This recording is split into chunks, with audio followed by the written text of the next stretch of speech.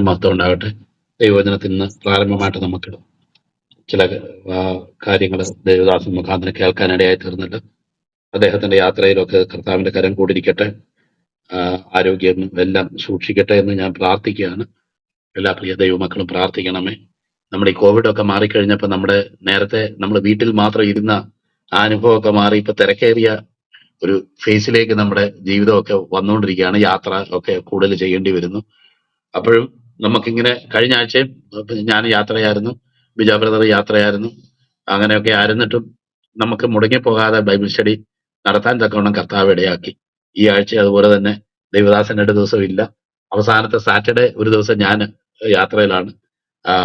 ബിജോ ബ്രദറിന്റെ കാര്യം അറിയത്തില്ല, അദ്ദേഹത്തിന് ഇങ്ങനെ ഇൻസ്റ്റന്റ് ആയിട്ടാണ് യാത്രാ പ്രോഗ്രാമുകളൊക്കെ വരുന്നത്. എങ്കിലും എല്ലാ കാര്യങ്ങളും ദൈവം നടത്തും എന്ന് പൂർണ്ണമായിട്ട് ദൈവത്തിൽ ആശ്രയിച്ച് വിശ്വസിക്കുകയാണ്. ഞാൻ വളരെ പ്രസംഗിക്കാനായിട്ട് ആഗ്രഹിച്ച ചില വചനഭാഗങ്ങളായിരുന്നു സത്യം പറഞ്ഞാൽ ഈ 20-ാം അധ്യായത്തിലെ ചില ഭാഗങ്ങൾ. എന്നാൽ അത് ദൈവദാസന്മാര് അത് പ്രസംഗിച്ചപ്പോൾ വളരെ എനിക്ക് സന്തോഷവും ആത്മീയമായിട്ട് ഒരു ഒരു വിടുതലും എനിക്ക് ഉണ്ടായി. അപ്പൊ തന്നെ ദൈവവചനം നമ്മൾ പഠിക്കുകയും പ്രസംഗിക്കുകയും ചെയ്യുമ്പോൾ കർത്താവ് പലപ്പോഴും ശാസ്ത്രിമാരോടും പരീശന്മാരോടും ഒക്കെ പറഞ്ഞതുപോലെ തന്നെ എന്താണ് ഈ വചനത്തിന്റെ ഉദ്ദേശം എന്നുള്ളത് നമ്മൾ മനസ്സിലാക്കി കഴിയുമ്പോഴാണ് അത് നമ്മുടെ സന്തോഷത്തിന് അത് കാരണമായിട്ട് തീരുന്നത്. നമുക്കിന്ന് കണ്ടതുപോലെ ബർത്തിമായിയുടെ മകൻ ബർത്തിമായി എന്ന് നമ്മൾ മർക്കോസിൽ നമ്മൾ വായിക്കുന്ന ആ വ്യക്തി, മർക്കോസിന്റെ സുവിശേഷത്തിൽ നമ്മൾ കാണുന്ന ആ വ്യക്തി, അവൻ കാഴ്ച പ്രാപിച്ചു കഴിഞ്ഞപ്പോൾ യാത്രയിൽ അവനെ അനുഗമിച്ചു എന്നാ വായിക്കുന്നത്. കാരണം വേറെ ഒന്നും തനിക്ക് മറ്റു പല സ്വപ്നങ്ങളും മറ്റു പല പ്രയോറിറ്റീസും മറ്റു പല കാര്യങ്ങളൊക്കെ ചെയ്യണമെന്ന് ഒരുപക്ഷെ മനസ്സിൽ കണക്ക് കൂട്ടി കാണാം. അല്ലെങ്കിൽ ഒരുപക്ഷെ ജീവിതകാലം മുഴുവൻ ഇങ്ങനെ അന്ധനായിട്ട് ഇരിക്കുമെന്ന് വിചാരിച്ചു കാണാം. എന്തായാലും ഏറ്റവും മറ്റെല്ലാ സ്വപ്നങ്ങൾക്കും വിട നൽകിക്കൊണ്ട് അതിനോടൊക്കെ ബൈ പറഞ്ഞുകൊണ്ട് തനിക്ക് കാഴ്ച നൽകിയ കർത്താവിനെ ആ അന്ധൻ അനുഗമിച്ചു എന്നുള്ളതാണ് നമുക്ക് കാണാനായിട്ട് കഴിയുന്നത്. പ്രസിദ്ധ ഹിം റൈറ്റർ ആയിട്ടുള്ള ഫാനി ക്രോസ്ബിയോട് ഒരിക്കൽ ചോദിച്ചു, നിങ്ങൾക്ക് കാഴ്ച ഉണ്ടായിരുന്നെങ്കിൽ എത്ര നന്നായേനെ, ചെറുപ്പകാലത്ത് കുറച്ച് കാഴ്ച ഉണ്ടായതല്ല പിന്നെ ഒന്നും കണ്ടിട്ടില്ലല്ലോ എന്ന് പറഞ്ഞപ്പോൾ ആ മഹദി പ്രതികരിച്ചത് ഇങ്ങനെയാണ്: ആ ചെറിയ കാലത്തുണ്ടായിരുന്ന കാഴ്ച പോലും എനിക്ക് വേണ്ടെന്നാ എന്റെ വിചാരം. കാരണം എന്താന്ന് വെച്ച് കഴിഞ്ഞാൽ അതും കൂടെ കണ്ടില്ലായിരുന്നെങ്കിൽ എനിക്ക് കാഴ്ച കിട്ടി സ്വർഗത്തിൽ എന്റെ കണ്ണുകൾ തുറക്കപ്പെടുമ്പോൾ എന്റെ കർത്താവിനെ ഞാൻ കാണുമായിരുന്നു. അത് മാത്രം എനിക്ക് കണ്ടാൽ മതി എന്നുള്ള വലിയ ഉൾക്കാഴ്ച ലഭിച്ച ഒരു മഹദിയെ പറ്റി നമ്മളൊക്കെ കേട്ടിട്ടുണ്ടല്ലോ. അതുപോലെ തന്നെ മറ്റു പലരും ഇതുപോലെ തന്നെ പ്രതികരിച്ചിട്ടുണ്ട്. കാരണം നമ്മൾ പലപ്പോഴും അയ്യോ അവർക്ക് കണ്ണ് കാണുന്നില്ലല്ലോ, ചെവി കേൾക്കുന്നില്ലല്ലോ, മറ്റു പല പരിമിതികളും ഉണ്ടല്ലോ എന്നൊക്കെ നമ്മൾ അവരെ കുറിച്ച് കണ്ണുനീരൊഴുക്കാറുണ്ട്. കണ്ണുനീര് എന്ന് പറഞ്ഞാൽ മാത്രം പോരാ, മുതല കണ്ണുനീരൊഴുക്കാറുണ്ട്. എന്നാൽ അവരെ നമ്മളെക്കാളും കൂടുതൽ അവർക്ക് വേണ്ടി കരുതുകയും അവരെ സ്നേഹിക്കുകയും ചെയ്യുന്ന ദൈവം അവരോട് ഇടപെടുകയും ആശ്വസിപ്പിക്കുകയും ചെയ്യുന്നു എന്നുള്ള ഒരു യാഥാർത്ഥ്യം കൂടെ നമ്മൾ മറന്നു പോകരുത് എന്നുള്ളതാണ് ആ കാര്യത്തോടുള്ള ബന്ധത്തിൽ എന്റെ ഹൃദയത്തിൽ പലപ്പോഴും കടന്നു വരുന്ന ചിന്ത. കാരണം അവരുടെ പരിമിതികളെ കവിയുന്ന ഒരു ഉൾക്കാഴ്ചയും അവരുടെ മറ്റ് ഏതെങ്കിലും നിലയിലുള്ള പരിമിതികളെ കവിയുന്ന നിലയിലുള്ള ചില കഴിവുകളും ആത്മീയമായിട്ടുള്ള ഗ്രാഹ്യവും ഒക്കെ ദൈവം അവർക്ക് പലർക്കും കൊടുത്തിട്ടുണ്ട് എന്നുള്ളത് നമുക്ക് മനസ്സിലാക്കാനായിട്ട് സാധിക്കും. അതുകൊണ്ട് തന്നെ നമ്മുടെ ബാഹ്യമായിട്ടുള്ള കാഴ്ചയെക്കാളും വളരെ പ്രധാനപ്പെട്ടതാണ് ആത്മീയമായിട്ടുള്ള കാഴ്ച എന്നുള്ളത് കർത്താവ് വ്യക്തമാക്കിയിട്ടുള്ളത് നമുക്ക് പരിചയമുണ്ടല്ലോ. കഴിഞ്ഞ ആഴ്ച തന്നെ നമ്മൾ ചിന്തിച്ച ഒന്ന് രണ്ട് ചിന്തകൾ മാത്രം ഞാൻ പറയുകയാണ്. എപ്പോഴും അത് ബിജോ ബ്രദർ ശനിയാഴ്ച പറഞ്ഞായിരുന്നു. കാരണം ഈ മുന്തിരിത്തോട്ടത്തിൽ അധ്വാനിക്കാൻ വേണ്ടി വേലയ്ക്ക് വിളിച്ച ആൾക്കാരുടെ കാര്യമാണ് നമ്മൾ കഴിഞ്ഞ ആഴ്ച നമ്മൾ ചിന്തിച്ചത്. അപ്പോൾ അവസാനം ഉടയവൻ പറയുന്നത് ഇങ്ങനെയാണ്: എനിക്കുള്ളതിനെ കൊണ്ട് മനസ്സുപോലെ ചെയ്യാനായിട്ട് എനിക്ക് ന്യായമില്ലയോ? എനിക്കുള്ളതിനെ കൊണ്ട് മനസ്സുപോലെ ചെയ്യാൻ എനിക്ക് ന്യായമില്ലയോ? ഞാൻ നല്ലവനാകിയാൽ ആകൊണ്ട് നിന്റെ കണ്ണ് കടിക്കുന്നുവോ എന്ന് ചോദിക്കുകയാണ്. അപ്പൊ നമുക്കറിയാം ഇന്നത്തെ നമ്മുടെ ഈ സാഹചര്യത്തിൽ പലപ്പോഴും ദൈവത്തിന്റെ പരമാധികാരം എന്നുള്ളൊരു കാര്യം വളരെ ഉയർത്തി പറഞ്ഞുകൊണ്ടിരിക്കുകയും അതൊക്കെ നമ്മളൊക്കെ കേട്ടോണ്ടിരിക്കുകയും ചെയ്യുന്ന ഒരു കാര്യമാണ് നമുക്ക് ഇന്നത്തെ ഈ സോഷ്യൽ മീഡിയയിലെ പ്രത്യേകിച്ച് ക്ലബ് ഹൗസിലെ സാഹചര്യത്തിൽ നമുക്ക് പലപ്പോഴും കാണാനായിട്ട് കഴിയുന്നത്. അപ്പൊ ഒരു സകലത്തിനും കഴിവുള്ള ഒരു രാജാവ് തന്റെ ഇഷ്ടം പോലൊക്കെ പ്രവർത്തിക്കുന്നു. തന്നോട് തന്നെ ചോദ്യം ചെയ്യാനായിട്ട് ആരുമില്ല. ആ നിലയിൽ സ്വേച്ഛാധിപതിയായിട്ട് ഇരിക്കുന്ന ഒരു വ്യക്തി എന്നുള്ള നിലയിലാണ് പലപ്പോഴും പല ആൾക്കാരും ആ അതിനോട് പ്രതികരിക്കുന്നത്. നമ്മുടെ നന്മ എന്താണെന്ന് തിരിച്ചറിയാൻ പോലുള്ള കഴിവ് നമുക്കില്ല. അതൊക്കെ ദൈവമാണ് തീരുമാനിക്കുന്നത്. അതുകൊണ്ട് നമുക്ക് എങ്ങനെയൊക്കെയുള്ള വേദനയുടെ അനുഭവങ്ങൾ ഉണ്ടായി കഴിഞ്ഞാലും അതൊക്കെ നന്മയാണെന്ന് കരുതി സഹിച്ചോണം എന്നുള്ള ഒരു നിലയിൽ പറയുന്ന കാര്യങ്ങളുണ്ട്. അതിൽ ചില കാര്യങ്ങൾ കഴമ്പില്ലാതില്ല, ചില കാര്യങ്ങൾ നമുക്കെല്ലാം മനസ്സിലാക്കിക്കൊള്ളണമെന്നൊന്നും നിർബന്ധമില്ല. അത് ആ അർത്ഥത്തിൽ ആ പറയുന്നത് ശരിയാണ്. എന്നാൽ ദൈവത്തിന്റെ നേച്ചർ എന്താണ് എന്നുള്ളത് നമ്മൾ ദൈവവചനത്തിൽ നിന്ന് നമുക്ക് കാണാനായിട്ട് കഴിയും. ദൈവം തന്നെ പരമാധികാരം വെളിപ്പെടുത്തുമ്പോൾ തനിക്ക് ഉള്ളതിനെ കൊണ്ടും മനസ്സ് പോലെ ചെയ്യാൻ തനിക്ക് അധികാരമില്ലയോ എന്ന് ചോദിക്കുമ്പോഴും ദൈവം നേരത്തെ വിളിച്ച ആൾക്കാരോട് എവിടെങ്കിലും ദൈവം ഒരു അന്യായം ചെയ്തതായിട്ട് നമുക്ക് അവിടെ കാണാനായിട്ട് കഴിയത്തില്ല. അവര് വിളിച്ചത് പറഞ്ഞപ്പം കരാർ അനുസരിച്ച് പറഞ്ഞ തുക എന്താണോ ആ കൂലി അവർക്കൊക്കെ കൊടുത്തു. എന്നാൽ അവർക്ക് പ്രശ്നം ഉണ്ടായത് നമുക്കറിയാം. ഞങ്ങള് രാവിലെ മുതൽ വന്നവര് ഞങ്ങളോട് അവസാന മണിക്കൂറിൽ വന്നവരെ ഈക്വൽ ആക്കിയല്ലോ എന്ന് പറഞ്ഞപ്പോഴാണ് അവർക്ക് ഒരു വിഷമം ഉണ്ടായതെന്ന് നമുക്ക് കാണാനായിട്ട് കഴിയും. നമ്മുടെ ജീവിതത്തിലും പലപ്പോഴും നമ്മുടെയും വിഷമത്തിന്റെ കാരണം ദൈവം നമുക്ക് തരാമെന്ന് പറഞ്ഞത് തരാഞ്ഞിട്ടോ ദൈവം നമുക്ക് നൽകാമെന്ന് പറഞ്ഞ കാര്യം നൽകാത്തതോ ഒന്നുമല്ല. നമ്മൾ മറ്റുള്ളവരുമായിട്ട് നമ്മളെ കമ്പയർ ചെയ്ത് തുടങ്ങുമ്പോഴാണ് നമുക്കും നമ്മുടെ വിഷമത്തിന് കാരണമായിട്ട് തീരുന്നത്.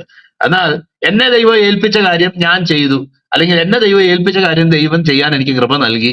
അതുകൊണ്ട് എനിക്ക് ഒരു പരാതിയില്ല, ദൈവത്തോട് ഒരു റിസന്റ്മെന്റ്സും എനിക്ക് ദൈവസന്നിധിയിൽ ഇല്ല എന്നൊരു വ്യക്തി തീരുമാനിക്കുമ്പോൾ അവന് സന്തോഷകരമായിട്ട് മുന്നോട്ട് ജീവിക്കാനുള്ള ഒരു അനുഭവം അവനുണ്ടാകുകയാണ്. അതേസമയം വേറൊരു വ്യക്തിയുമായിട്ട് കമ്പയർ ചെയ്ത് അത് എന്നേക്കാൾ ജൂനിയർ ആണല്ലോ, എന്റെ അത്രയും കഴിവില്ലല്ലോ, എന്നെ പോലെ പ്രസംഗിക്കാനൊന്നും പറ്റുകയില്ലല്ലോ, എന്റെ അത്രയും വചനഗ്രാഹ്യമില്ലല്ലോ, എന്റെ അത്രയും എലക്വൻസ് ഇല്ലല്ലോ, വാചാരതയില്ലല്ലോ, പിന്നെ അദ്ദേഹം എങ്ങനെയാണ് എന്നേക്കാൾ കൂടുതൽ അനുഗ്രഹിക്കപ്പെട്ടത് എന്നൊക്കെ വിചാരിക്കാൻ തുടങ്ങുമ്പം അത് നമ്മുടെ സങ്കടം അവിടെ തുടങ്ങും. യാതൊരു സംശയവുമില്ല. കാരണം ഒരു പരമാധികാരിയായിട്ടുള്ള ദൈവത്തെയാണ് നമ്മൾ സേവിക്കുന്നതെന്നും താൻ ഈ കൃപയുടെ വ്യവസ്ഥ മനസ്സിലാക്കുക എന്നുള്ളതാണ് വേറൊരു കാര്യം. അത് വളരെ പ്രധാനപ്പെട്ട ഒരു ദൈവസന്നിധിയിലേക്ക് നമ്മൾ കടന്നു വന്നിട്ട് നമ്മുടെ ചില മൂപ്പിളമ തർക്കങ്ങളും സീനിയർ ജൂനിയർ തർക്കങ്ങളും പരാതികളും ഒക്കെ നമ്മൾ അങ്ങനെയൊക്കെ ചിന്തിക്കുകയും കാര്യങ്ങൾ അവലോകനം ചെയ്ത് മുന്നോട്ട് പോകുമ്പോൾ അതൊരിക്കലും ദൈവകൃപയുടെ വ്യവസ്ഥയ്ക്ക് അനുയോജ്യമായിട്ടുള്ള ഒരു കാര്യമല്ല. അതുകൊണ്ട് തന്നെയാണ് നമ്മൾ ആ ഭാഗത്ത് തന്നെ വായിക്കുന്നത്, ഇങ്ങനെ പിമ്പന്മാർ മുമ്പന്മാരും മുമ്പന്മാർ പിൻപന്മാരും ആകും. അപ്പൊ ദൈവകൃപ നൽകപ്പെടുന്നത് ആർക്കാ? ദൈവകൃപ നൽകപ്പെടുന്നത് അത് ഞാൻ മുന്നേ വന്നതാണ്, ഞാൻ ഇത്രയൊക്കെ ചെയ്തതാണ് എന്ന് പറയുന്ന ഒരു നിലയിലല്ല. നമുക്കറിയാമല്ലോ മുടിയൻപുത്രന്റെ കഥ നമ്മൾ വായിക്കുമ്പോൾ മൂത്ത പുത്രൻ വളരെ അധ്വാനിക്കുകയും കാര്യങ്ങളൊക്കെ ചെയ്യുകയും ചെയ്യുന്ന വ്യക്തി തന്നെയാ. എന്നാൽ അവന് ഇതൊക്കെ ചെയ്യുന്നുണ്ടെങ്കിൽ പോലും ദൈവം ആരാണെന്നും അവന്റെ പിതാവ് ആരാണെന്നും ആ പിതാവിന്റെ സ്വഭാവം അറിയാത്തത് കൊണ്ട് അതിൽ എൻജോയ് ചെയ്യാനും പിതാവിനോടുകൂടെ സന്തോഷിക്കാനും കഴിയാത്ത ഒരു നിലവാരം വരികയാണ്. അപ്പം ഈ ചെയ്ത്തും പെർഫോമൻസും മാത്രമല്ല നമുക്ക് ദൈവസന്നിധിയിൽ വേണ്ടത്, അല്ലെങ്കിൽ നമ്മൾ കണക്കാക്കുന്നതായിട്ടുള്ള കുറച്ച് ആത്മീയമായിട്ടുള്ള ചില പെർഫോമൻസസ് അല്ല നമുക്ക് ദൈവസന്നിധിയിൽ വേണ്ടത്. മറിച്ച് ഈ പിതാവ് ആരാണെന്നും പിതാവിന്റെ ഹിതം എന്താണെന്നും പിതാവിന്റെ ഉദ്ദേശം എന്താണെന്നും മനസ്സിലാക്കുകയും കൂടെ നമ്മൾ ചെയ്തില്ലെങ്കിൽ ഒരിക്കലും ദൈവം ചെയ്യുന്ന കാര്യത്തിൽ നമുക്ക് സന്തോഷിക്കാനായിട്ട് കഴിയത്തില്ല എന്നുള്ളതാണ്. വേറൊരു കാര്യം അവിടെ ഞാൻ പറയാൻ ആഗ്രഹിച്ചത്, ദൈവത്തിന്റെ വചനത്തിൽ എവിടെ ദൈവത്തിന്റെ പരമാധികാരം വെളിപ്പെടുത്തിയിട്ടുണ്ടോ അവിടെയൊക്കെ ദൈവം നമ്മളെ സ്നേഹിക്കുന്നു എന്ന് വെളിപ്പെടുത്താനായിട്ട് അത് ചെയ്തു എന്നുള്ളതാണ് എനിക്ക് മനസ്സിലാക്കാനായിട്ട് കഴിയുന്നത്. ഈവൻ നമ്മൾ കടന്നു പോകുന്ന പല സാഹചര്യങ്ങളിലും പ്രയാസങ്ങളിലും ഒക്കെ അതിനെക്കുറിച്ചൊക്കെ പറഞ്ഞിട്ടുണ്ടെങ്കിലും അവിടെയൊക്കെ നമ്മളെ ആശ്വസിപ്പിക്കുന്ന കാര്യം, സകലവും നിന്റെ നന്മയ്ക്കായി കൂടി തീർക്കുന്ന ഒരു ദൈവം, നിനക്കെതിരെ വരുന്നവരെ 7 വഴിയായി ഓടിച്ചു കളയുന്ന ദൈവം, നിനക്കെതിരെ പ്രയോഗിക്കപ്പെടുന്ന ഒരു ആയുധവും ഫലിക്കയില്ലെന്ന് നമ്മളോട് പറയുന്ന ദൈവം നമ്മളോട് അഷ്വർ ചെയ്യാൻ ആഗ്രഹിക്കുന്ന കാര്യം, സാഹചര്യങ്ങളൊക്കെ ഇങ്ങനെയൊക്കെ ആണെങ്കിലും എന്നിൽ ആശ്രയിക്കുന്ന നിന്നെ ആത്യന്തികമായിട്ട് എന്താണോ ദൈവവചനം നമ്മളോട് പ്രോമിസ് ചെയ്യുന്നത് അതേ നിലവാരത്തിൽ നമ്മളെ നടത്താനായിട്ട് ഈ ദൈവത്തിന് കഴിയും എന്നുള്ളതാ. ദൈവം തന്റെ പരമാധികാരം വെളിപ്പെടുത്തിയേക്കുന്നത് നീയൊക്കെ മിണ്ടാതിരുന്നോ, ഞാൻ എന്റെ ഇഷ്ടം പോലെ എന്തെങ്കിലും ചെയ്യും, നീ ഒക്കെ നിന്റെ പാട് നോക്ക് എന്ന് പറയാൻ വേണ്ടിയിട്ടല്ല ദൈവം ഒരിക്കലും അത് ചെയ്തേക്കുന്നത്. ദൈവം നമ്മളെ വ്യവസ്ഥ പ്രകാരം അല്ലെങ്കിലും വ്യവസ്ഥയിൽ കൂടുതലായിട്ട് ദൈവം നമ്മളെ എങ്ങനെ സ്നേഹിക്കുന്നു എന്ന് വെളിപ്പെടുത്താൻ വേണ്ടിയാ ദൈവം പലപ്പോഴും അത് ചെയ്യുന്നെന്നുള്ളത് നമ്മൾ ഓർക്കണം. നമുക്കറിയാം റോമർക്ക് എഴുതുന്ന ലേഖനം 9-ാം അധ്യായം നമ്മൾ വായിക്കുമ്പോൾ വലിയൊരു അവസ്ഥയാണ് നമ്മളവിടെ വായിക്കുന്നത്. കാരണം ഒരു കാലത്ത് ദൈവത്തിന്റെ ജനമെന്നും ദൈവത്തിന്റെ അബ്രഹാമിന്റെ മക്കളെന്നും ഇസ്രായേൽ സന്തതികൾ എന്ന് വിളിക്കപ്പെട്ടിരുന്ന ഒരു കൂട്ടം ആൾക്കാരെ, അവർക്ക് സത്യം പറഞ്ഞാൽ അവരോട് പറയുന്ന കാര്യം, നിങ്ങൾ അബ്രഹാമിന്റെ മക്കളായിട്ട് ജനിച്ചത് കൊണ്ടോ ഇസ്രായേലിൽ നിന്ന് ജനിച്ചത് കൊണ്ടോ ഒന്നും നിങ്ങൾ ദൈവത്തിന്റെ തെരഞ്ഞെടുപ്പിന് അവകാശികളല്ല എന്നുള്ള സത്യമാണ് നമുക്ക് അതിനെ തുടർന്ന് 6-ാം വാക്യം മുതൽ താഴത്തോട്ട് വായിക്കുന്നതായിട്ടുള്ള കാര്യം. അതിന്റെ 22, 23, 24 വാക്യങ്ങളിൽ നമ്മൾ കടന്നു വരുമ്പോൾ അവിടെ കാണുന്നത് നാശയോഗ്യരായ കോപപാത്രങ്ങളെ ദീർഘക്ഷമയോടെ സഹിച്ച ഒരു ദൈവത്തെക്കുറിച്ചും തന്റെ കൃപാധനത്തെ വെളിപ്പെടുത്തുവാൻ വേണ്ടി ആ കരുണാപാത്രങ്ങളായി തെരഞ്ഞെടുത്ത നമുക്ക് ദൈവം നൽകിയ കൃപയെക്കുറിച്ചുമാണ് പറയുന്നത്. നമ്മൾ വിചാരിക്കും ഈ കോപപാത്രങ്ങൾ ആരാ? കരുണാപാത്രങ്ങൾ. ഈ കോപപാത്രങ്ങൾ കരുണാപാത്രങ്ങളും ഒക്കെ നമ്മൾ തന്നെയാ. കാരണം എന്താന്ന് വെച്ച് കഴിഞ്ഞാൽ നമ്മൾ ബൈ നേച്ചർ നമ്മൾ കോപപാത്രങ്ങളായിരുന്നു.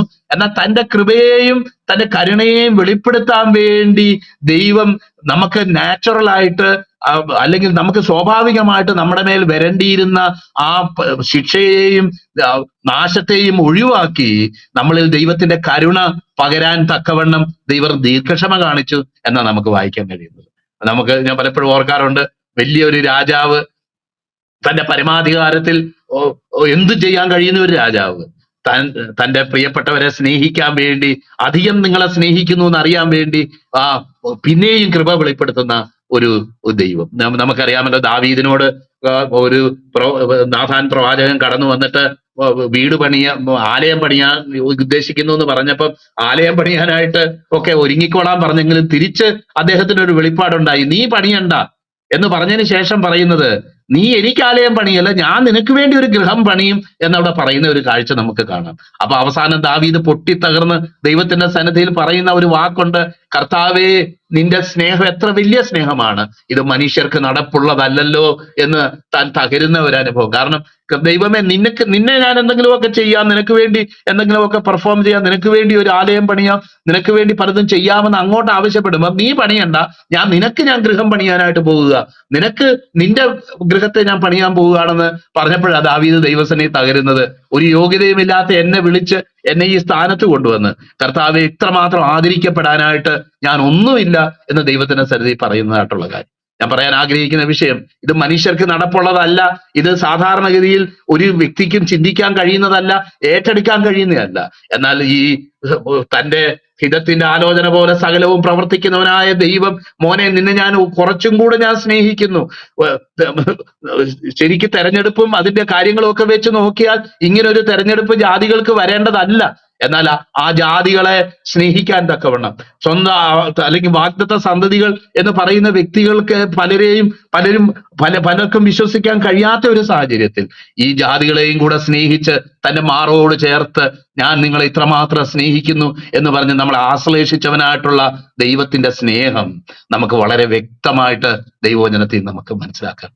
പ്രിയപ്പെട്ടവരെ, ഇത് ഈ 11-ാം മണിക്കൂർ നേരത്ത് ഉള്ളവരെ സ്നേഹിക്കുന്ന ഒരു ദൈവമാണ്. ഞാൻ ഇന്നലെ ഞങ്ങളുടെ സഭായോഗത്തിന് ഞാൻ ഷെയർ ചെയ്ത ഭാഗം ഇത്. കാരണം കഴിഞ്ഞ ആഴ്ച എന്നെ ഏറ്റവും ടച്ച് ചെയ്ത ഒരു ദൈവവചന ഭാഗം ഇതാണ്. അപ്പൊ ഞാൻ അത് ഷെയർ ചെയ്തിട്ട്, അപ്പൊ സാധാരണ അവസാനത്തെ പ്രാർത്ഥിക്കുന്ന മൂപ്പൻ ഇന്നലെ കണ്ണുദീനം പിടിച്ചിട്ട് വരാനായിട്ട് കഴിഞ്ഞില്ല. അങ്ങനെ ഇരുന്നപ്പോ ഞാൻ എൻ്റെ മകൻ അവിടെ ഇരിക്കുന്നതാണ്, മോനെ നീ പ്രാർത്ഥിക്ക് എന്ന് പറഞ്ഞ് ഞാൻ അവനോട് പ്രാർത്ഥിക്കാൻ പറഞ്ഞു. അപ്പൊ അവൻ പ്രാർത്ഥിച്ച് വന്നിട്ട് അവൻ അവസാനം പറഞ്ഞു, യേശുപ്പച്ചാ ഞങ്ങളെല്ലാം ഈ 11-ാം മണിക്കൂർ നേരത്ത് വന്നവരാ, ഞങ്ങളോടൊക്കെ ഈ കൃപ കാണിച്ചു, ഒരിക്കലും യോഗ്യതയില്ലാത്ത കൃപ കാണിച്ചു എന്ന് മാത്രമല്ല കർത്താവേ, ഈ ദേശത്ത് ഈ 11-ാം മണിക്കൂർ നേരത്ത് എനിക്ക് കയറി വരേണ്ട ഒത്തിരി പേരുണ്ട് കർത്താവേ, അവരെയും കൂടെ രക്ഷിക്കണമേ എന്ന് പറഞ്ഞപ്പം ഞാൻ ദൈവസന്നിധിയിൽ തകർന്നു പോയി. കാരണം കർത്താവേ, ഈ 11-ാം മണിക്കൂർ നേരത്തുള്ളവർക്ക് കഴിഞ്ഞ ദിവസം ബിജോ ബ്രദർ പറഞ്ഞ പോലെ ശമ്പളം കൊടുക്കാൻ വേണ്ടി മാത്രം വിളിച്ചവർക്ക്, പണിയെടുക്കാൻ വിളിച്ചവരെന്ന് പറയാൻ പറ്റുകയില്ല. എന്നാൽ അങ്ങനെ ഉള്ളവരെയും കൂടെ കർത്താവ് ഈ ദിവസങ്ങളിൽ എക്സ്ട്രാ ആയിട്ടുള്ള ദൈവത്തിന്റെ അപൂർവമായ സ്നേഹം വെളിപ്പെടുത്തി രക്ഷിക്കുന്ന ഒരു ദൈവമാണ് ഈ ദൈവം. അങ്ങനെയാണ് ദൈവം തന്റെ പരമാധികാരത്തെ ഉറപ്പിക്കുന്നത്. നമ്മളെ കൂടുതൽ സ്നേഹിക്കാനും തന്റെ കൃപ, ഒരുപക്ഷെ പഴയ നിയമത്തിൽ അബ്രഹാമിനോട് പറഞ്ഞ വാഗ്ദത്തമൊക്കെ അനുസരിച്ച് അക്ഷരീയമായിട്ട് നോക്കിയാൽ ഒരുപക്ഷെ അതിനുള്ള യോഗ്യത ഇല്ലെങ്കിൽ തന്നെ തന്റെ പുത്രനായ യേശു ക്രിസ്തു മുഖാന്തരം സകല ജാതികളും അനുഗ്രഹിക്കപ്പെടും എന്നുള്ള ദൈവത്തിന്റെ വചനം അനുസരിച്ച് ദൈവം നമ്മളെ സ്നേഹിക്കുകയും ആ സ്നേഹം നമ്മളിലോട് കാണിക്കുകയും വ്യവസ്ഥയില്ലാതെ പരിധിയില്ലാത്ത ആ സ്നേഹം നമ്മുടെ മേൽ പകരുകയും ചെയ്ത ഈ ദൈവത്തിന്റെ ദയക്കായിട്ട് ഞാൻ ദൈവത്തെ വീണ്ടും സ്തുതിക്കാനും മഹത്വപ്പെടുത്താനുമായിട്ട് ഞാൻ ആഗ്രഹിക്കുക. നോക്കിയാട്ടെ, അങ്ങനെ അവരോട് പിന്നെയും തന്റെ മരണത്തെക്കുറിച്ച് വെളിപ്പെടുത്തുന്ന ഒരു കാര്യമാണ് നമ്മൾ തുടർന്ന് വായിക്കുന്നത്.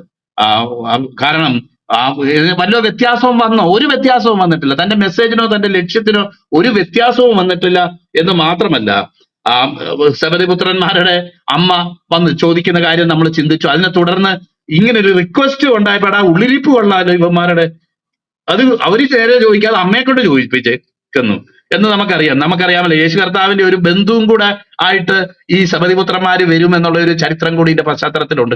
കണ്ടില്ലേ അവരവസാനം ഇങ്ങനെയൊക്കെ ഉള്ള ഒരു നില, ഒരു വല്ലാത്ത കലുഷിതമായ ഒരു അവസ്ഥ ആ ശിഷ്യന്മാരുടെ ഇടയിൽ ഉണ്ടായി കാണാം. എന്നാൽ കർത്താവ് പിന്നെയും ആരാണ് സ്വർഗരാജ്യത്തിൽ വലിയവനെന്നും നിങ്ങളുടെ ഇടയിൽ നേതാവാകുവാനായിട്ട് ആഗ്രഹിക്കുന്ന വ്യക്തി, ശുശ്രൂഷിക്കാൻ നിങ്ങളിൽ മഹാനാകുവാൻ ഇച്ഛിക്കുന്നവൻ എല്ലാം നിങ്ങൾ ശുശ്രൂഷക്കാരനാകണം എന്നുള്ള കാര്യം കർത്താവ് വീണ്ടും വെളിപ്പെടുത്തുന്ന ഒരു കാര്യമാണ് നമുക്ക് കാണാൻ കഴിയുന്നത്. ഇന്ന് നമ്മൾ വായിക്കുന്ന ഭാഗവും വളരെ ചിന്തനീയമായിട്ടുള്ള ഭാഗമാണ്. നമ്മുടെ കർത്താവ് യെരൂശലേമിലേക്ക് പോയ പോക്ക് എങ്ങനെയാണ് അത് നമുക്ക് കാണാൻ കഴിയും. അത് മർക്കോസിന്റെ സുവിശേഷം 10-ാം അധ്യായം വായിക്കുമ്പോഴാണ് 10-ന്റെ 32-ാം വാക്യം. അവിടെ നമുക്ക് കാണാൻ കഴിയും, അവർ യെരൂശലേമിലേക്ക് യാത്ര ചെയ്യുകയായിരുന്നു. യേശു അവർക്ക് മുമ്പായി നടന്നു. അവർ വിസ്മയിച്ചു, അനുഗമിക്കുന്നവരോ ഭയപ്പെട്ടു. അപ്പം നമ്മള് അല്ലാത്ത സമയത്തൊക്കെ പോകുമ്പോൾ ശിഷ്യന്മാര് മുമ്പേ കയറിപ്പോയി, അവര് പടക് പിടിച്ച് യേശുവിനേക്കാളും മുന്നേ പോയി എന്നൊക്കെയുള്ള ചില ഭാഗങ്ങൾ നമ്മൾ വായിക്കുന്നുണ്ട്. എന്നാൽ താൻ വീണ്ടും വീണ്ടും വീണ്ടും 3-ാമത്തെ പ്രാവശ്യവും കൂടെ നാം യെരൂശലേമിലേക്ക് പോവുകയാണ്. അവിടെ കഷ്ടതയും പ്രയാസവും ആണ് കാത്തിരിക്കുന്നത്. അവിടെ മനുഷ്യപുത്രൻ പാപിയുടെ കയ്യിൽ ഏൽപ്പിക്കപ്പെടുകയും ക്രൂശിക്കപ്പെടുകയും ചെയ്യും എന്നുള്ള കാര്യം വീണ്ടും വ്യക്തമാക്കിയ ഒരു സാഹചര്യത്തിൽ ഓർഡറൊക്കെ നേരെ തിരിഞ്ഞ് ഇപ്പൊ കർത്താവ് മുമ്പിൽ നടക്കുന്നത്. നേരത്തെ അവരായിരുന്നു മുമ്പിൽ നടന്നത്. ഞാൻ ഇമാജിൻ ചെയ്യുക, അവരുടെ എൻത്യൂസിയാസം കൊണ്ട്, ഓവർ എൻത്യൂസിയാസം കൊണ്ട്, അമിതാവേശം കൊണ്ട്. എന്നാൽ ഇപ്പൊ അത് നേരെ തിരിഞ്ഞു, യേശു അവർക്ക് മുമ്പായി നടന്നു. അപ്പം എന്നെ അവരെല്ലാം കൂടെ തല്ലിക്കൊല്ലാൻ പോവുക, അല്ലെങ്കിൽ എന്നെ അവരെല്ലാം കൂടെ ക്രൂശിക്കാൻ പോവുക, എനിക്ക് കഷ്ടത ഉണ്ടാകാൻ പോവുക, നിങ്ങളൊക്കെ മുന്നേ നടക്ക്. യാക്കോബ് മറ്റേ ഏശാവിനെ കാണാനായിട്ട് യാബോക്ക് കടന്നതുപോലെ മുന്നേ അയക്കും, അവസാനം അവൻ കടന്നു എന്നാ വായിക്കുന്നത്. എന്നാൽ അത്തരത്തിലുള്ള ഒരു ഭയം ഒന്നും കർത്താവിനെ ഗ്രിപ്പ് ചെയ്തിരുന്നില്ല എന്നുള്ളത് എന്നെ വളരെ സന്തോഷിപ്പിച്ച കാര്യം. കാരണം ഈ ലോകത്തിലേക്ക് ക്രൂശിക്കപ്പെടാനും മരിക്കാനും അടക്കപ്പെടാനും ഉയർത്തെഴുന്നേൽക്കാനും പാപികൾക്ക് വേണ്ടി മറുവിലയായി തീരാനും ശുശ്രൂഷ ചെയ്യിപ്പാനല്ല ശുശ്രൂഷിപ്പാനും അനേകർക്ക് വേണ്ടി മറുവിലയായി തീരാനുമായിട്ട് കടന്നു വന്ന കർത്താവ് വളരെ തീരുമാനത്തോടെ, വളരെ നിശ്ചയദാർഢ്യത്തോടെ, വളരെ ഉറച്ച കാൽവെപ്പുകളോടെയാണ് അദ്ദേഹം യെരൂശലേമിലേക്ക് പോയത്. അദ്ദേഹം മുമ്പായി നടന്നു. അവർ വിസ്മയിച്ചു. അത് ശരി, ഒരുത്തൻ മരിക്കാൻ പോവുക എന്ന് പറഞ്ഞു വെച്ചാൽ ഇത്ര കോൺഫിഡന്റ് ആയിട്ട് ഇങ്ങനെ പോകാൻ പറ്റുന്നത് എങ്ങനെയാ? ഇച്ചിരി ഒളിച്ചും പാത്തും ഇച്ചിരി വേണ്ട എന്നൊക്കെ വേണ്ട വിലക്കി പോകേണ്ടതല്ലേ? അല്ല, കർത്താവ് അങ്ങനെ അല്ല പോയത്. കർത്താവ് പോയത് വളരെ ഉറച്ച കാൽവെപ്പുകളോടെ അദ്ദേഹം മുന്നോട്ട് പോയി എന്നുള്ളത് ഇത് വായിച്ച സമയത്ത് തന്നെ എന്നെ ചിന്തിപ്പിച്ച ഒരു വിഷയമാണ്. യേശു അവർക്ക് മുമ്പായി നടന്നു. അവർ വിസ്മയിച്ചു. മരിക്കാൻ ഇങ്ങനെ പോകുവോ? ഇങ്ങനെ ഇത്ര ഉറപ്പോടെ തയ്യാറെടുപ്പോടെ പോകുവോ? എന്ന് മാത്രമല്ല, അനുഗമിക്കുന്നവരോ ഭയപ്പെട്ടു. പുറകെ വരുന്നത് ധൈര്യത്തോടെയല്ല, അവര് ഭയപ്പെട്ട് വരിക. പോണോ വേണ്ടയോ, അവനോടുകൂടെ മരിക്കേണ്ടതിന് നാമും പോകാന്നൊക്കെ പറഞ്ഞതുപോലെ പോവുക. അങ്ങനെ പോവുക. ആ ഒരു സാഹചര്യത്തിലാണ് ഇവിടെ പറയുന്ന ചില കാര്യങ്ങൾ, തുടർന്നുള്ള ഭാഗങ്ങൾ, നമ്മൾ ഇന്ന് വായിക്കുന്ന ഭാഗവും നടക്കുന്നത് എന്നുള്ളത് ഞാൻ പറയാനായിട്ട് ആഗ്രഹിക്കും. ലൂക്കോസിന്റെ സുവിശേഷത്തിലും അതുപോലെ തന്നെ നമുക്ക് കാണാവുന്ന ഒരു ഭാഗം അവിടെ നമുക്ക് കാണാൻ കഴിയും. അതും എനിക്ക് തോന്നുന്നത് എരിഹോവിനടുത്തപ്പോൾ എന്ന് പറഞ്ഞ് 12 വരെ കൂട്ടിക്കൊണ്ട് 10-ാമത്തെ ഭാഗത്ത് അവൻ യെരൂശലേമിലേക്ക് യാത്ര പോകുകയിൽ, അപ്പം ഇതിന് സമാനമായിട്ടുള്ള ഒരു ദൈവവചന ഭാഗം നമ്മൾ അവിടെയും നമ്മൾ വായിക്കുന്നുണ്ട്. എന്നിട്ടാണ് നമ്മൾ ഇന്ന് കാണുന്ന ഭാഗം നമ്മൾ ചിന്തിക്കുന്നത്. അവിടെ നമുക്കറിയാം 2 സുവിശേഷങ്ങളിൽ 2 നിലകളിൽ പറഞ്ഞിട്ടുണ്ട്. നമുക്ക് ഇന്ന് വായിക്കുന്ന സുവിശേഷത്തിലൊക്കെ നമ്മൾ മത്തായിയുടെ സുവിശേഷം വായിക്കുമ്പോൾ 2 കുരുടന്മാർ എന്നാണ് നമ്മൾ വായിക്കുന്നത്. 2 കുരുടന്മാർ അവിടെ ഇരുന്നിരുന്നു എന്ന് നമ്മൾ കാണുകയാണ്. യെരിഹോവിൽ നിന്ന് പുറപ്പെട്ടപ്പോൾ പുരുഷാരം അവനെ അനുഗമിച്ചു. അപ്പോൾ പുരുഷാരം അവനെ അനുഗമിച്ചു. അത് പുരുഷാരം എന്താണെന്ന് അബ്രഹാം പാസ്റ്റർ പറഞ്ഞു.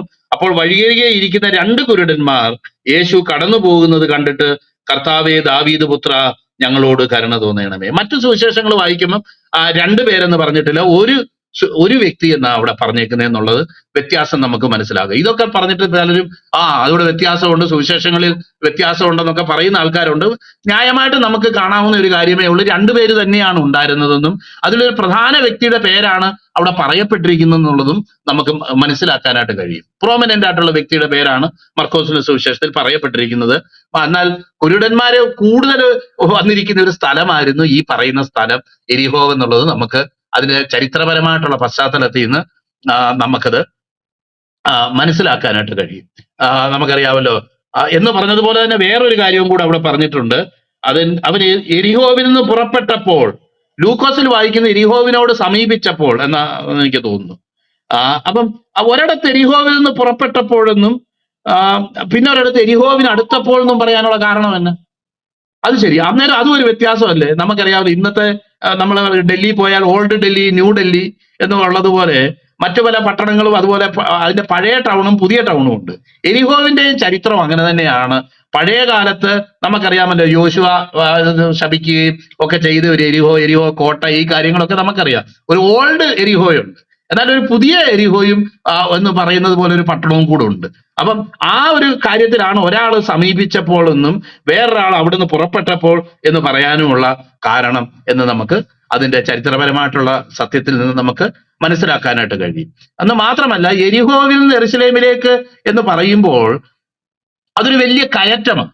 എരിഹോ വലിയ സമുദ്രനിരപ്പിൽ നിന്ന് താഴ്ന്നു കിടക്കുന്ന ഒരു ഭാഗവും യെരൂശലേം എന്ന് പറയുന്നത് ഉയർന്ന ഒരു സ്ഥലവുമാണെന്നും അതൊരു വലിയ കയറ്റത്തിൽ ഇങ്ങനെ 15 കിലോമീറ്റർ എങ്ങാണ്ട് ദൂരമേ ഉള്ളൂ, മൈലോ എങ്ങാണ്ട് ദൂരമേ ഉള്ളൂ. എന്നാൽ അത് വലിയൊരു കയറ്റം കയറി പോകുന്ന ഒരു അനുഭവമാണ് എന്നുള്ളതും ഇതിനു മുന്നേ നമ്മൾ ആ ഭാഗങ്ങളൊക്കെ ചിന്തിച്ചിട്ടുള്ളപ്പം പറഞ്ഞിട്ടുള്ള കാര്യമാണ്. അപ്പം അവൻ എരിഹോവിൽ നിന്ന് പുറപ്പെട്ടപ്പോൾ വലിയൊരു പുരുഷാരം വലിയ 2 കുരുടന്മാർ യേശു കടന്നു പോകുന്നത് കണ്ടിട്ട് എന്ന് നമ്മൾ വായിക്കുക.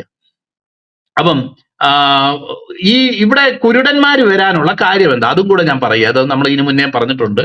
അവിടെ ഒരു പ്രത്യേക ഒരു കുറ്റിച്ചെടി പോലെ ഒരു ചെടിയുണ്ട്. ആ ചെടിയുടെ ഇല പിഴിഞ്ഞൊഴിക്കുകയോ അതിൻ്റെ ഉള്ളിൽ നിന്നൊരു കണ്ണിന് വളരെ വേണ്ടപ്പെട്ട ഒരു മരുന്ന് ഉൽപ്പാദിപ്പിക്കുന്ന ഒരു സാധനം, അത് കാണുന്നത് ഈ എരിഹോയിലാണ് കൂടുതൽ. ഒരു മുൾച്ചെടി പോലുള്ള ഒരു ഇതാന്ന് പറഞ്ഞ് വായിച്ച് മനസ്സിലാക്കാൻ ഇടയായി തീർന്നിട്ടുണ്ട്. അപ്പം അതുകൊണ്ട് ഈ സ്ഥലത്ത് വന്ന് കുരുടന്മാരുടെ ഒരു സംസ്ഥാന സമ്മേളനം എന്ന് പറയുന്ന പോലെ ഒത്തിരി കുരുടന്മാര് അവിടെ ഇരിക്കുന്ന ഒരു സ്ഥലമായിരുന്നു അത് എന്നും, അങ്ങനെ ഉള്ള പല കുരുടന്മാരിലുള്ള 2 കുരുടന്മാരുടെ കാര്യമാണ് ഈ പറയുന്നത് എന്നുള്ളത് നമുക്ക് മനസ്സിലാക്കാം. അപ്പൊ അവരുടെ നമുക്കറിയാമല്ലോ, കുരുടായിരിക്കുന്ന അനുഭവം എന്ന് പറയുന്നത് കണ്ണ് കാണാത്ത അനുഭവം പല കാര്യങ്ങളാൽ ഉണ്ടാകാം. ജന്മനാ ഉണ്ടാകാം, അസുഖങ്ങൾ കൊണ്ടുണ്ടാകാം, മറ്റു പല അസുഖങ്ങളെ കുറിച്ചൊക്കെ നമുക്കറിയാമല്ലോ, അങ്ങനെയൊക്കെ ഉണ്ടാകാം. എന്നാൽ അവരവിടെ വന്ന് ഈ ഹെർബലായിട്ടുള്ള അതൊക്കെ പിഴിഞ്ഞൊഴിക്കാനായിട്ട് വന്നിട്ടുള്ള ആൾക്കാര് അങ്ങനെ ഇരിക്കുന്ന സമയത്താണ് അവരൊരു കാര്യം കേൾക്കുന്നത്. യേശു കടന്നു പോകുന്നത് കേട്ടു എന്നെഴുതിയിരിക്കുന്ന കാര്യം ദൈവദാസൻ പറഞ്ഞല്ലോ. കാണാൻ കഴിയത്തില്ല, കേട്ടു. യേശു അങ്ങനെ കടന്നു പോകുമ്പോൾ അവര് ഉച്ചത്തിൽ നിലവിളിക്കുന്ന ഒരു കാര്യമാണ് നമുക്ക് കാണാൻ കഴിയും. എന്തുകൊണ്ടായിരിക്കും അവര്? കാരണം ബാക്കിയുള്ള കുരുടന്മാരൊക്കെ ഒത്തിരി പേര് ഒരുപക്ഷെ അവിടെയൊക്കെ കാണാമായിരിക്കാം. എന്നാൽ ആ കർത്താവ് കടന്നു പോകുമ്പോൾ അവര് അത് കേട്ടിട്ട് എന്നാ കർത്താവ് പൊയ്ക്കോട്ടെ, കാരണം അവസാനത്തെ യാത്രയിൽ പോകുക, മരിക്കാൻ പോകുക. ആൾക്കാർ പറഞ്ഞാണ് യേശു കർത്താവ് പോകുന്നതാണ്, യെരൂശലേമിലേക്ക് പോകുന്നു. അദ്ദേഹം വ്യക്തമാക്കിയത് മരിക്കാനായിട്ട് പോകുന്ന പോക്ക. നമ്മളാണെങ്കിൽ ഒരാളെ ഇപ്പൊ തൂക്കിക്കൊല്ലാനോ മരിക്കാനോ പോകുന്ന ഒരു പോക്കാണെങ്കിൽ ആ വ്യക്തിയോട് പിന്നെ എന്നെ സൗഖ്യമാക്കണമേ എന്ന് പറയുവോ? അല്ല, ഈ മരിക്കാൻ പോകുന്ന ആൾക്ക് ഇതൊക്കെ കേട്ടോണ്ട് നിൽക്കാനുള്ള വല്ല മനസാന്നിധ്യവും കാണുമോ ഒരു മനുഷ്യനാണെങ്കിൽ? ഒരിക്കലും ഉണ്ടാകാൻ സാധ്യതയില്ല. മരിക്കാൻ പോകുന്ന പല ജയിൽ പുള്ളികളുടെയും ഒക്കെ പല അനുഭവങ്ങൾ നമ്മൾ പത്രത്തിലും അതുപോലെ തന്നെ ഇതിലൊക്കെ നമ്മൾ വായിച്ചു കേട്ടിട്ടുണ്ടല്ലോ. ഈ പ്രിസൺ ഫെലോഷിപ്പിന്റെ ഒത്തിരി വർഷം തൃശ്ശൂര് വിയ്യൂർ ജയിലില് അവിടുത്തെ കാര്യങ്ങളൊക്കെ ഇതാക്കുന്ന ഒരു വ്യക്തിയായിരുന്നു ഞാൻ അവിടെ പഠിച്ചുകൊണ്ടിരിക്കുന്ന സമയത്ത്. അപ്പം അതുപോലെ തന്നെ മറ്റു പല ജയിലുകളും, കേരളത്തിലെ പ്രധാനപ്പെട്ട ജയിലുകളെല്ലാം സന്ദർശിക്കാനും അവിടെ പ്രസംഗിക്കാനും ഒക്കെ ദൈവം എനിക്ക് ഇടയാക്കിയിരുന്നു. ഞാൻ ഉദ്ദേശിക്കുന്ന സെൻട്രൽ ജയിലുകൾ, തിരുവനന്തപുരം, വിയ്യൂര്, കണ്ണൂര്, അതുപോലെ ചില സബ് ജയിലുകൾ, ഇവിടെയൊക്കെ പോയി പല നാളുകൾ പ്രസംഗിക്കാനായിട്ട് ദൈവം എനിക്ക് ഇടയാക്കിയിട്ടുണ്ട്. അപ്പം ഒരു കുറ്റവാളിയുടെ അല്ലെങ്കിൽ കൊലക്കുറ്റ അല്ലെങ്കിൽ ഒരു മരണശിക്ഷയ്ക്ക് വിധിക്കപ്പെട്ട ഒരു വ്യക്തിയുടെ മാനസികാവസ്ഥ എന്താണെന്നുള്ളത് നമുക്കറിയാം. കൊല്ലുന്നതിന് നാളുകൾ മുമ്പ് തന്നെ ആ വ്യക്തി മാനസികമായി തളർന്ന് ഭക്ഷണം കഴിക്കാതെ ഒക്കെയുള്ള ഒരു വല്ലാത്ത ഒരു അവസ്ഥയിലാണ് ചിലരൊക്കെ. എന്നാൽ ചിലര് സ്മാർട്ടായിട്ട് ഭക്ഷണമൊക്കെ കഴിച്ച് തങ്ങൾക്ക് ഇഷ്ടമുള്ള കേക്കും ഹലുവായും കൂടെ തിന്നേച്ച് ഇങ്ങനെ കയറി പോകുന്ന ആൾക്കാരുണ്ടെന്ന് ഞാൻ കേട്ടിട്ടുണ്ട്. നോക്കിയാട്ടെ. അപ്പം ഇങ്ങനെ താൻ മരിക്കാനാണ് പോകുന്നതെന്ന് പറഞ്ഞുകൊണ്ട് പോകുന്ന ഈ സാഹചര്യത്തിലാണ് ഈ പറയുന്ന രണ്ടുപേര് അവിടെ നിന്നുകൊണ്ട് ആ കർത്താവിന്റെ അവസാനത്തെ യെരൂശലേമിലേക്കുള്ള യാത്രയിൽ അവര് നിന്നുകൊണ്ട് കരയുന്നു. അവരെന്തുകൊണ്ടാ കരഞ്ഞത്? അവര് നേരത്തെ ദൈവദാസൻ പറഞ്ഞ പോലെ തന്നെ പലരും പലതും കേൾക്കുന്നുണ്ട്. ഒരു ചെവി കൂടെ കേൾക്കുന്നു, മറ്റേ ചെവി കൂടെ ഇറക്കി വിടുന്നു. എന്നാൽ അങ്ങനെ ഒരു അനുഭവം അല്ല കർത്താവിന് അവിടെ ഉണ്ടായത് എന്നുള്ളത് നമുക്ക് കാണാനായിട്ട് അല്ല, ഈ മനുഷ്യർ അങ്ങനെ അല്ലായിരുന്നു. കാരണം കർത്താവിനെ കുറിച്ച് ഈ 3.5 വർഷം അദ്ദേഹം യെരൂശലേമിലേക്കും ഗലീലയിലേക്കും ഒക്കെ യാത്ര ചെയ്യുകയും പല സ്ഥലത്തും അദ്ദേഹം ചെയ്തിട്ടുള്ള അത്ഭുതങ്ങളും കാര്യങ്ങളെ കുറിച്ചൊക്കെ കേട്ടിട്ടുള്ള വ്യക്തിയാണ്. ഒരുപക്ഷെ കർത്താവ് ഈ ലോകത്തിലേക്ക് അല്ലെങ്കിൽ കഫർനഹൂമിലും അതുപോലെ നസ്രയത്തിലും ഒക്കെ പള്ളികളിലും പ്രസംഗിച്ച പ്രസംഗങ്ങളും ഒക്കെ ഒരുപക്ഷെ പറഞ്ഞ് കർത്താവിനെ കുറിച്ചുള്ള കേൾവി വ്യക്തമായിട്ട് കേട്ടിട്ടുള്ള വ്യക്തികൾ തന്നെയായിരുന്നു അവരെന്ന് നമുക്ക് മനസ്സിലാക്കാൻ കഴിയും. മാത്രമല്ല അവിടെ നമുക്ക് കാണാൻ കഴിയുന്ന കാര്യം, അവൻ വഴിയരികെ ഇരിക്കുന്ന 2 കുരുടന്മാർ യേശു കടന്നു പോകുന്നത് കേട്ട്, കർത്താവെ ദാവീദ് പുത്ര ഞങ്ങളോട് കരുണ തോന്നണമേ എന്ന് നിലവിളിച്ചു. നമുക്കറിയാം ദാവീദ് പുത്ര കർത്താവേ എന്ന് പറയുന്നത് സത്യം പറഞ്ഞാൽ ആ സുവിശേഷത്തിൽ വിശ്വസിക്കുന്നതും അതിന്റെ ഒരു കൺഫെഷനും കൂടെയാണ്. ദാവീദ് പുത്ര എന്ന് പറയുമ്പോൾ കർത്താവേ എന്ന് വിളിക്കുമ്പോൾ അവന്റെ ദൈവത്വത്തെയും, ദാവീദ് പുത്ര എന്ന് വിളിക്കുമ്പോൾ അവന്റെ മനുഷ്യത്വത്തെയും കൂടെ ഏറ്റുപറയുന്ന ഒരു കാര്യമാണ് ഇവിടെ ചെയ്യുന്നത് എന്ന് നമുക്കറിയാം.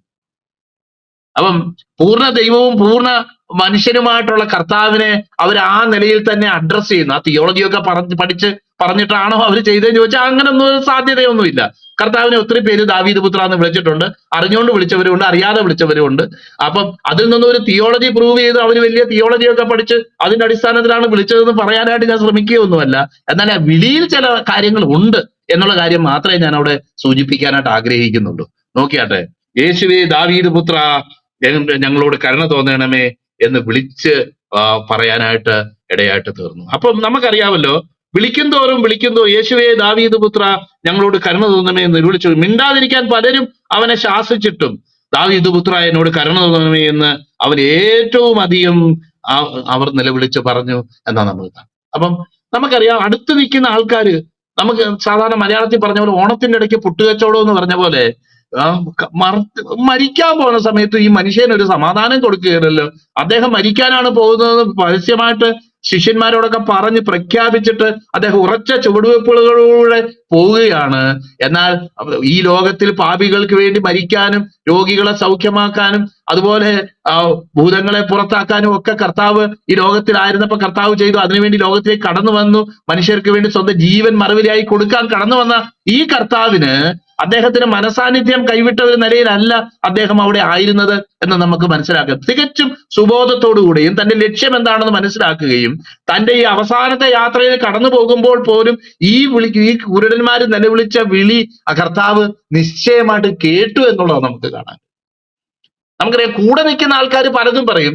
ഞാൻ അവരെ വിത്ത് യുവർ കൈൻഡ് പെർമിഷൻ ഞാൻ അവരെ കർത്താവിന്റെ ചുറ്റും നിൽക്കുന്ന ഉപദേശിമാരെന്ന് അങ്ങ് പറയുമോ? ഉപദേശിമാരെന്ന് പറഞ്ഞാൽ ഉപദേശിമാര് ചൂടാകും. അത് ഞാനും പിന്നെ ആ കൂട്ടത്തിലൊരു പ്രതിനിധി ആയതുകൊണ്ട് ഞാൻ എന്നെ പറ്റി പറയുകയാണെന്ന് വിചാരിച്ചാൽ മതി. കാരണം ഉപദേശിമാരെപ്പോഴും അവരുടെ പ്രസംഗം എങ്ങനെയാ, പലതും ഇപ്പൊ രാവിലെ ഞാൻ പ്രസംഗിച്ചുകൊണ്ടിരിക്കുന്നത്, എന്തുവാ പ്രസംഗിക്കേണ്ടി, എന്തുവാ പോയിന്റ് പറയേണ്ടി എന്നൊക്കെ ഇരുന്ന് രാത്രിയിലൊക്കെ ഇരുന്ന് വായിക്കുകയും പറയുകയും ഒക്കെ ചെയ്ത് ഏറ്റവും അനുയോജ്യമായി ശ്രേഷ്ഠമെന്ന് തോന്നുന്ന ചില കാര്യങ്ങളാ പറയുന്നത്. എന്നാൽ ഇതിനിപ്പോ ആരെങ്കിലും വന്നൊന്ന് കണ്ണുരുട്ടുക, നീ അങ്ങനെയാണോ പറഞ്ഞു, അത് ഇങ്ങനെ ഒരു ശരിയല്ലല്ലോ എന്നൊക്കെ പറയുകയാണെങ്കിൽ ഉള്ളിലൊരു സന്ദേഹം പെട്ടെന്ന് വരും. അങ്ങനെ പറയരുതായിരുന്നു അല്ലേ, അങ്ങനെ പറയരുതായിരുന്നു എന്നൊരു നിലയിൽ. അപ്പം വേറൊരു നിലയിൽ പറഞ്ഞാൽ ഉപദേശികമാരുടെ ബൈബിളിന്റെ ഉള്ളിൽ പ്രസംഗക്കുറിപ്പ് പലതും ഇരിപ്പുണ്ട്. നിലവിളിക്കാൻ പറയുന്ന പ്രസംഗമുണ്ട്, നീ നിലവിളിക്കേണ്ട മിണ്ടാതിരിക്കാൻ പറയുന്ന പ്രസംഗമുണ്ട്. അവിടെ തന്നെ കാണാം അവരുടെ തന്നെ വേറൊരു പ്രസംഗമാണ് മർക്കോസിന്റെ സുവിശേഷം 10:49 വായിക്കുന്നത്, ധൈര്യപ്പെടുക, എഴുന്നേൽക്കുക, കർത്താവ് നിന്നെ വിളിക്കുന്നു. മിണ്ടാതിരിക്കാൻ പറഞ്ഞ അതേ ആൾക്കാരുടെ കയ്യിലുള്ള വേറൊരു പ്രസംഗക്കുറിപ്പാണ് ധൈര്യപ്പെടുക, എഴുന്നേൽക്കുക. നിന്നെ കർത്താവ് വിളിക്കും. അപ്പൊ ഈ ധൈര്യപ്പെടുക എന്ന് പറയുന്നതും അവരുടെ കയ്യിലുണ്ട്. കർത്താവ് വിളിക്കുന്നു എന്നേ പറഞ്ഞിട്ടുള്ളൂ, ധൈര്യപ്പെടുക എന്ന് പറഞ്ഞിട്ടില്ല. എന്നാൽ ഇവര് അതിനോട് കൂടെ ഒരു ധൈര്യപ്പെടുകയും കൂടെ ചേർത്ത്. അപ്പൊ ഈ ഉപദേശിമാരുടെ ഒരു അനുഭവം ഞാൻ ഇങ്ങനെ ആലോചിച്ച് നോക്കുകയാ. ഏഹ് കാരണം അവര് വേണമെങ്കിൽ കയ്യിൽ നിട്ട് എന്തെങ്കിലുമൊക്കെ പറയാൻ അവര് അവര് ശക്തരാണ്, അവർക്ക് അതിനുള്ള കപ്പാസിറ്റി ഉണ്ടെന്ന് ഓർക്കുമ്പം എനിക്കത് ഓർക്കുമ്പോ പലപ്പോഴും ചിരി വരും. കാരണം ആദ്യം മിണ്ടാതിരിക്കാൻ പറയുന്നു, എന്നിട്ട് അവരെ ശാസിക്കുന്നു. മിണ്ടാതിരിക്കണം, ശബ്ദം ഉണ്ടാക്കാതെ മിണ്ടാതിരിക്കണം എന്ന് പറയുന്നു. അതിനുശേഷം പറയുക, "ദാ, കർത്താവ് അവനെ ഏറ്റവും അധികം നിലവിളിച്ചു പറഞ്ഞു." അപ്പൊ ഈ മനുഷ്യര് പറയുന്നത് കേട്ട് മിണ്ടാനും മിണ്ടാതിരിക്കാനും നിലവിളിക്കാനും നിലവിളിക്കാതിരിക്കാനും ഒന്നും അല്ല ദൈവം നമ്മളെ കണ്ടേക്കുന്നത്. മാത്രമല്ല, യഥാർത്ഥമായിട്ട് വിശ്വാസവും ആ കാഴ്ചപ്പാടും ഉള്ള വ്യക്തികളെ അങ്ങനെ മിണ്ടാതിരിക്കാനായിട്ട് പറ്റത്തുമില്ല. നമുക്കറിയാം, നമ്മൾ പറയുന്ന പല കാര്യങ്ങൾക്കും അനുകൂലമായിട്ടോ പ്രതികൂലമായിട്ടോ പ്രതികരിക്കുന്നവരെപ്പോഴും സമൂഹത്തിൽ കാണും, നമ്മുടെ വിശ്വാസ ഗോളത്തിലും കാണും.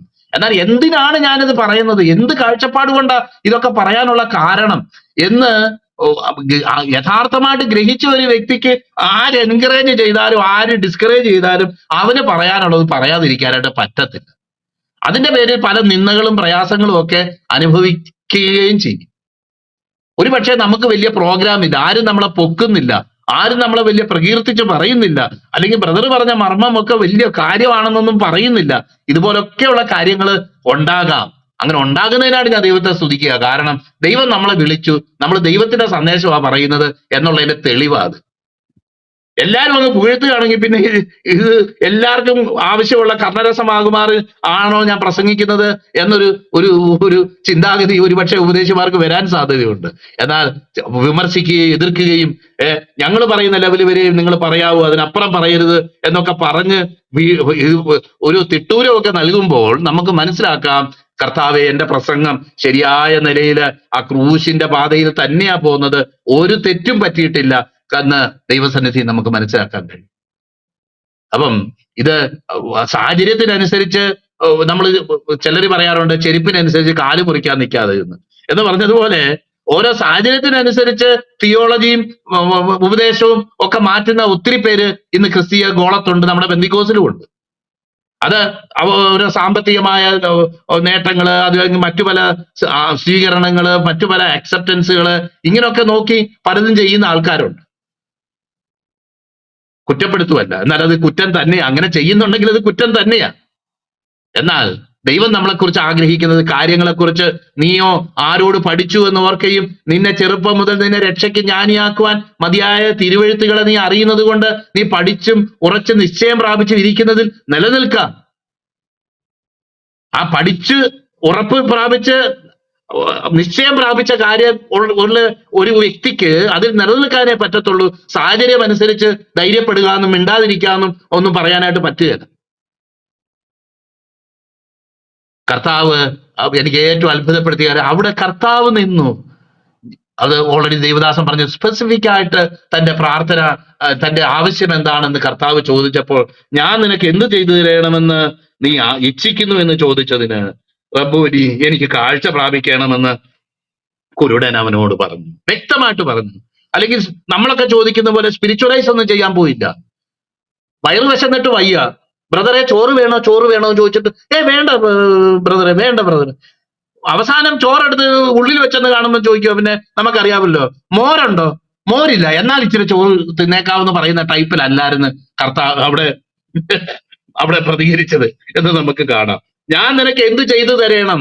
ഈ കപടഭക്തി കൊണ്ട് പലപ്പോഴും നമ്മൾ പറയേണ്ട കാര്യം പറയത്തുമില്ല, പറയാ പാടില്ലാത്ത കാര്യം പറയുകയും ചെയ്യും. നമുക്കറിയാമല്ലോ, കന്യാ ഗർഭിണിയായ ഒരു മകനെ പ്രസവിക്കും, അവൻ ഇമ്മാനുവേൽ എന്ന് പേർ വിളിക്കും എന്ന് പറയുന്ന ഭാഗത്ത് നമുക്കറിയാം. യെശയ്യാ പ്രവാചകൻ പോയി ആഹാസിനോട് പറയുക, നീ ഒരു അടയാളം ചോദിച്ചു കൊള്ളുക, നിശ്ചയമായും ഈ വിഷയത്തിൽ നീ ചെയ്തത് ഭോഷത്വമാണ്, ദൈവം നീ ചെയ്ത രീതിയിലല്ല, അല്ലാത്ത നിലയിൽ തന്നെ തന്നെ നാമത്തെ മഹത്വപ്പെടുത്തും. നീ ദബശേക്ക് പോയി അവിടുത്തെ യാഗപീഠം ഒന്നും എടുത്തുകൊണ്ട് വരേണ്ട കാര്യമൊന്നുമില്ലായിരുന്നു.